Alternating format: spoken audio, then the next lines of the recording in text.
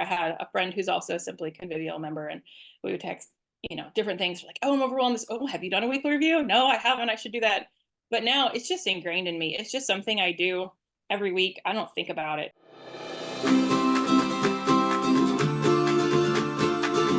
Welcome to the Simplified Organization Podcast, 15-minute conversations with real moms about managing our homes and family life cheerfully to the glory of God. We can actually enjoy housework and love being homemakers when we focus on truth and work with gratitude. I'm Mystie Winckler, homemaker for 22 years, homeschool mom of 5 with 2 graduates now, and author of the new book, Simplified Organization, Learn to Love What Must Be Done. I write and podcast at Simply Convivial, and I run Convivial Circle, a community helping women to excel at homemaking and do life cheerfully. And today I'm joined by a Convivial Circle member, Rachel Bozarth. Rachel is a pastor's wife, second-generation homeschooler, and mother of 5 boys, ages 13 down to 1 on the way. Originally from St. Louis, Missouri, she now lives in the Florida Panhandle.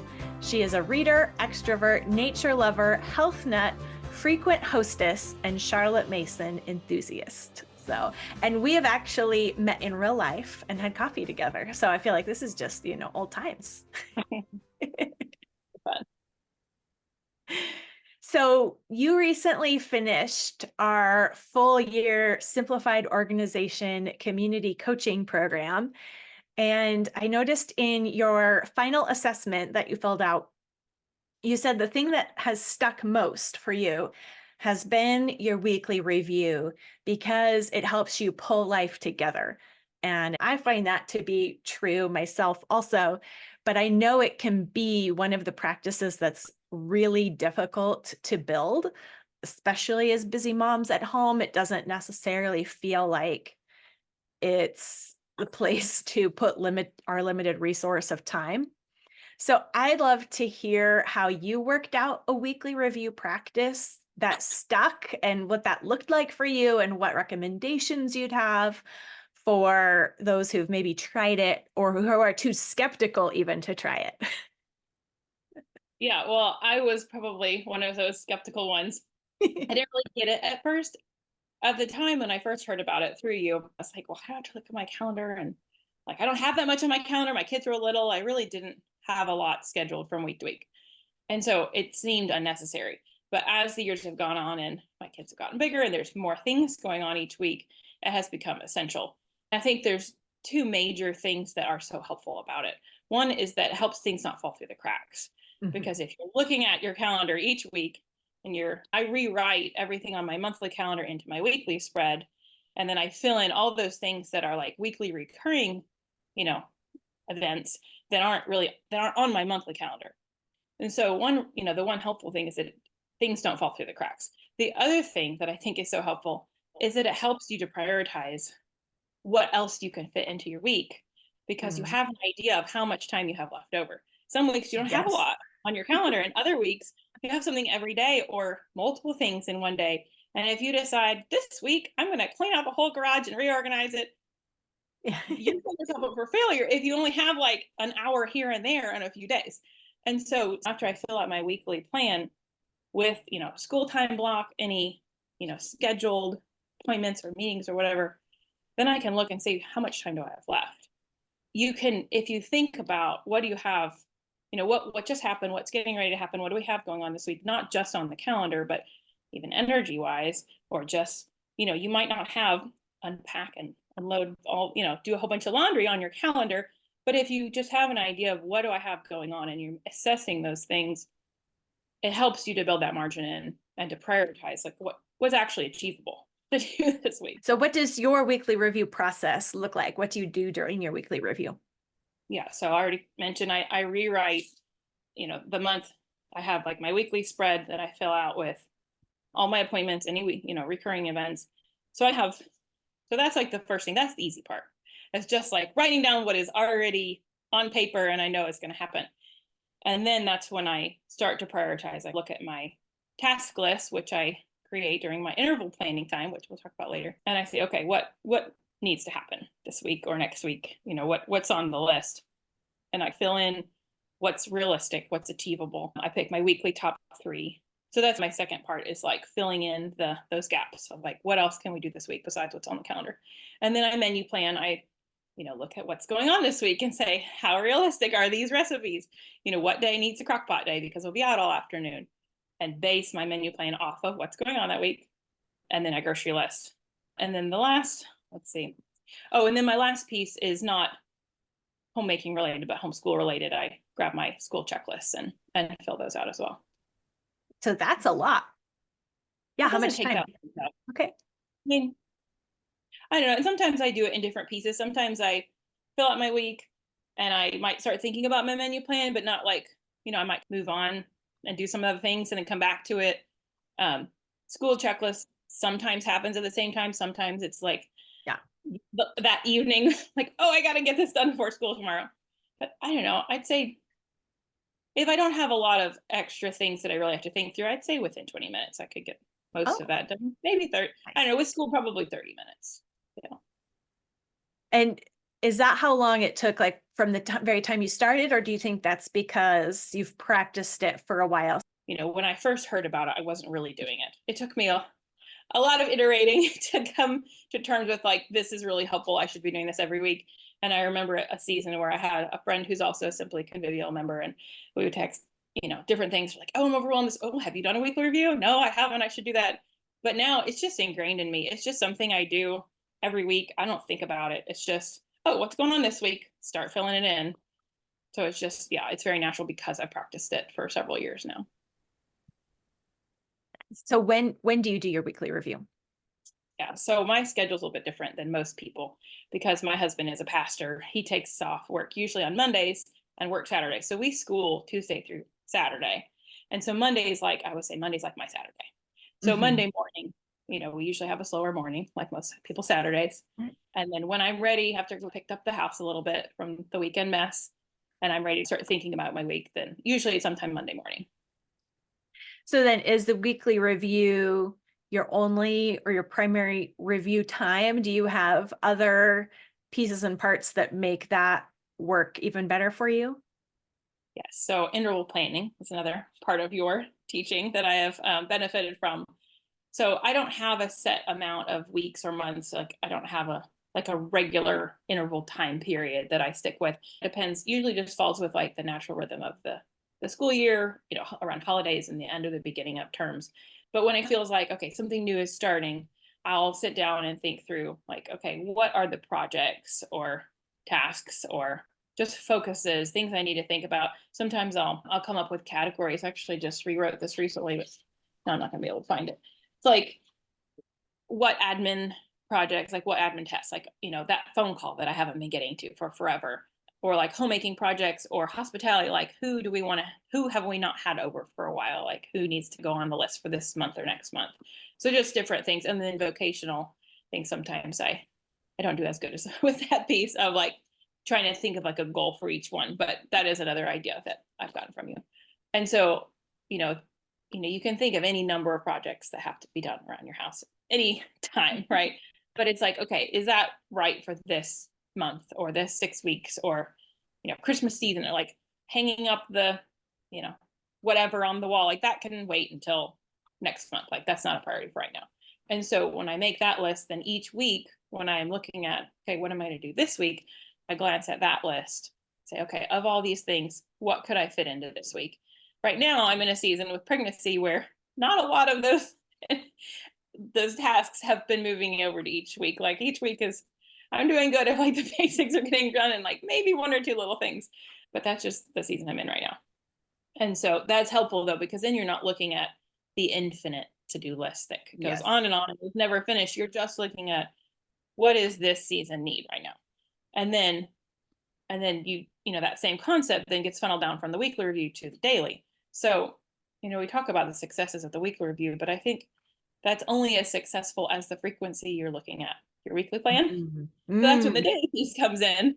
So every day I write, I put a Post-it note. So this is a spot that doesn't have anything written on it that I fill out my daily card each day. So that comes off and a new one goes on every day on my weekly spread. And so just the act of rewriting everything they already have on my weekly spread, I rewrite each of those appointments and weekly events and my daily routine. I handwrite it all, and that just helps it stick. Like, okay, this is what I'm doing today. And then just the habit of writing it every day means I'm looking at my plan every day. If I wasn't writing it, I might forget to look at it some days. And then like, oh no, I forgot I had that appointment. Or I didn't, thaw dinner or whatever it is. But just having that habit of looking at the daily plan, and then my weekly priorities also funnel into my weekly tasks, funnel into that day. So then I'm not looking at the long interval to-do list. I'm just looking at what did I already choose for this week. Those are achievable. And having success in those gives you so much momentum, because I know if I put big things on my list and they keep not getting done day to day, then you become overwhelmed and it's hard to even start, because then it just feels like this big, just that mental hurdle of getting to start it. But if you say, okay, today, instead of starting this project, I'm going to break down this project into task lists and do the first step, then you started, and the next step you could do the second step, and you get that momentum of, this achievable. So I really try hard to make my top 3 daily and weekly priorities things I know they're going to be, unless something crazy happens in my week, they're going to be done at the end of the week. And that's so great. And that takes practice to figure that out, like trial and error. And I think a lot of times people like try that out, and a lot of us have the inner overachiever and it takes a long time to temper that and get realistic, but it's practice that's going to help you figure that out, not like getting it right out of the gates. And if you start small, if you start with something that is going to be done, then you're encouraged by it. And the next day, maybe I could fit a little bit more in, because I was successful yesterday. I could be successful again today, and you can try a little bit more. Like this week, one of my top 3 priorities was tackling the giant pile of laundry that all needed to be folded and put away. And we got that done yesterday. So I didn't think, I thought we'll chip away a little bit by the end. And, by the end of this week, there'll be more laundry that needs to be folded. But if we can keep it up now, that will, that will be a success. But that was just something that needed to be done this week. And I'm in the season right now where I'm not putting really big projects on my plate. And so school has been one of my top 3, for the last month and a half. It's I just need to do this. We need to make sure that happens. Because that's hard when you wake up tired. And well, and then with the laundry, you are looking at it as a success that you did, which is huge, rather than just looking at it and always just starting off from the perspective of it shouldn't even be there. I should have already done it. And so I'm already behind and a failure, and things are terrible, no good, awful. And that negative spiral. And instead it's this is something I'm just going to, here is a need, I'm going to take care of it.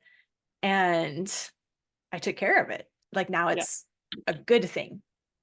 And even though there might be 3 or 4 piles that, if we're busy, we're busy the rest of the week, we might not fold another basket of laundry by the end of this week. But that's okay, because I crossed off, we did the pile that was there, and I crossed it off, and I can be okay with that, because it's just going to keep happening. So, but it is easier once you're caught up to keep up too. And that's when having those daily routines of, okay, one basket's manageable. Let's keep going on it and not turn this into a project again. Mm-hmm. Well, and that practice lets you be realistic in the different seasons, like a pregnancy season, and just accounting for that instead of feeling swamped and behind all the time and feeling like it's survival mode. It's survival mode. It's a lower energy time, but that doesn't need to be stressful if your expectations are aligned with reality. Yeah, I've really been reciting to myself the idea of progress, not perfection. I tend to be all or nothing, and to view things as, if I can't do it all right now, it's not worth starting. But I do myself, I don't have to clean the entire house today. I just need to make it a little bit better than what it is. Or just, the kitchen might not be sparkling by the end of the day, but if we run load of the dishwasher, it won't be as bad tomorrow as if we had skipped it. Yes. And so chipping away at little bits. Even if you never get to the bottom of the pile, you're keeping it manageable and keeping it down. So where would you recommend someone start with that whole kind of review? So there's the weekly review, which is key, but then there are the supporting pieces. Where would you recommend people start if they've been skeptical? Yeah, I think the interval piece is something that's helpful, but isn't quite as necessary. Like to have a successful week review, I think that because the interval piece wasn't something I added for a long time. And even the daily card wasn't something that I added for a while. So I think just the idea of sitting down and looking at your week, what do I have going on this week and what else can I fit into it? I mean, that's a great start Yeah. of something just that's manageable. And picking I guess you don't have to pick your priorities in order to have a successful weekly review also, but that is something that is really nice to just make it achievable and manageable. Having the three is really helpful to limit yourself. It's hard, the weekly especially. I'm like, there's so many things that need to be done this week, but what is something that I have to have done by the end of this week? And like prioritizing those things, because it's so easy to get distracted with all the little stuff and then forget, oh, that was actually important. I needed to get to that. Yeah, I don't know. That's a hard question. I guess just looking at your calendar and coming up with, just a short list of some things that need to be done this week. Yeah. Yeah. It really is. Yeah. It really is more about just looking at your calendar and having your head wrapped around what's coming.